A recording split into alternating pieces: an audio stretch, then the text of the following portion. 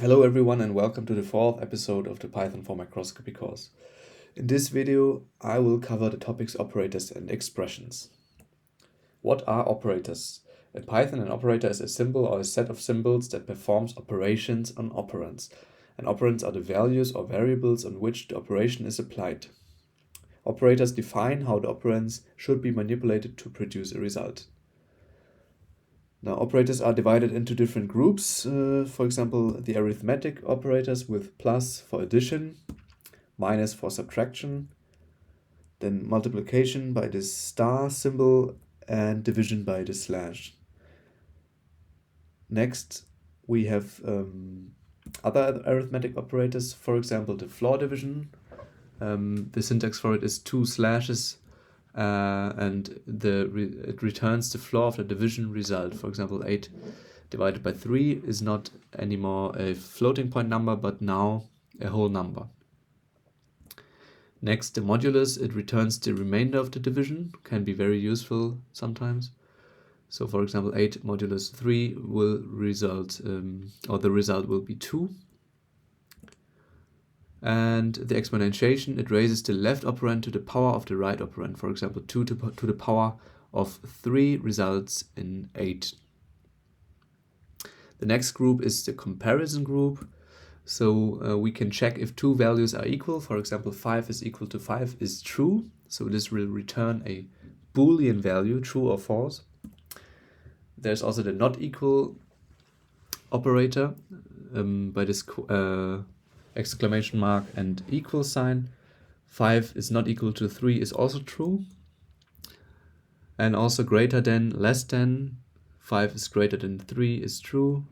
5 is less than 3 is not true, so false. And finally, greater than or equal or less than or equal is self-explaining. Next, the group of logical operators. So we can link different Boolean expressions, for example, true and false, to each other. So nothing can be true and false at the same time, so this will result in false. The next group or next operator is the OR operator.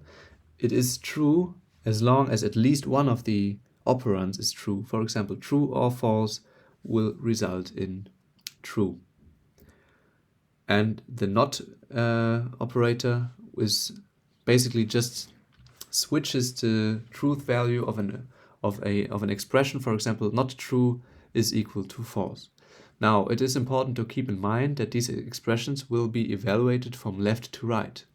So if you have an expression that is linked or that also incorporates the AND operator, and on the left-hand side you have a false value, then the computer skips this line as, or not skips, but evaluates this expression as false immediately, because nothing can be true and false at the same time.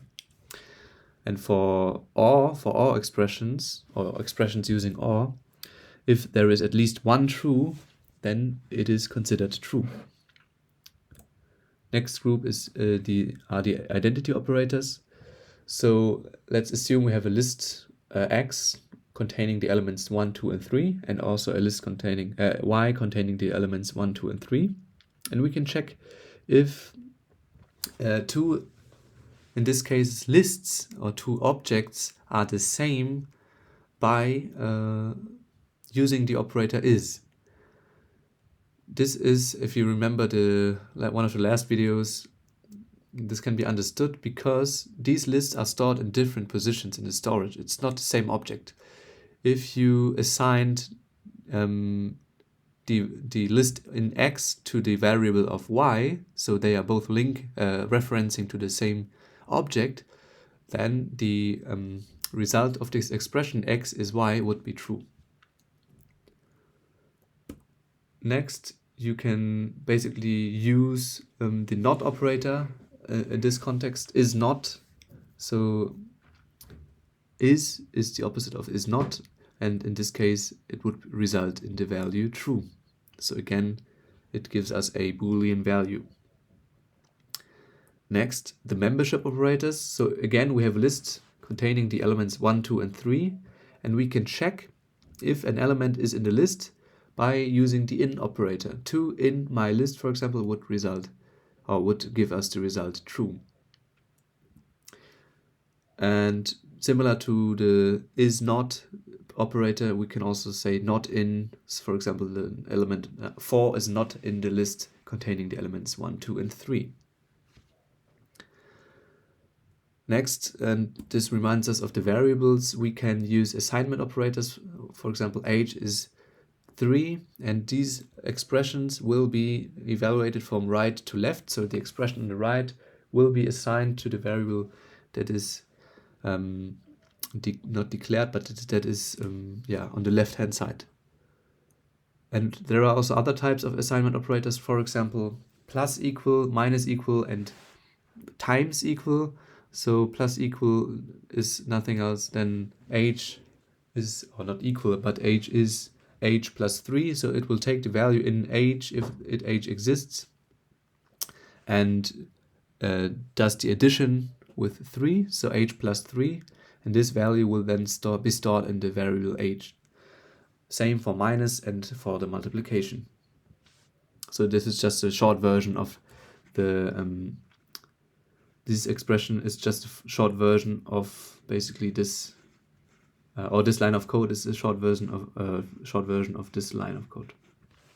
Okay, let's move on to expressions. I've used this word a couple of times. Sometimes maybe not 100% correctly, but in Python, an expression is defined as a combination of values, variables, and operators that, when evaluated, produces a result.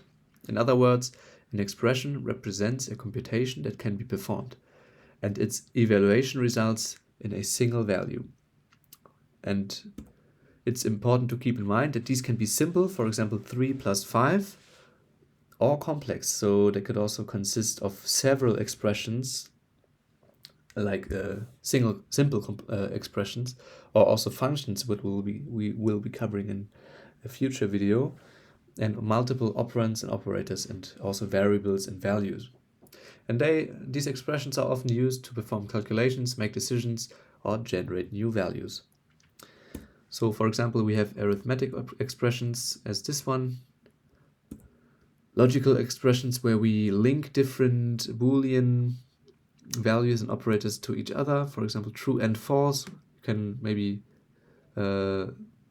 try and simplify this expression. True and false will give us false, and or true and not false will give us true, so the whole expression will be true. And finally, mixing operators. So for example, 5 is greater than 3 is true, and 4 to the power of 2 is equal to 16. This is also true. So in this case, this expression would be true. I have prepared some exercises for you, which you will find in the GitHub repository, the link in the description. And if you have questions, feel free to leave a comment below. Thank you, and see you next time.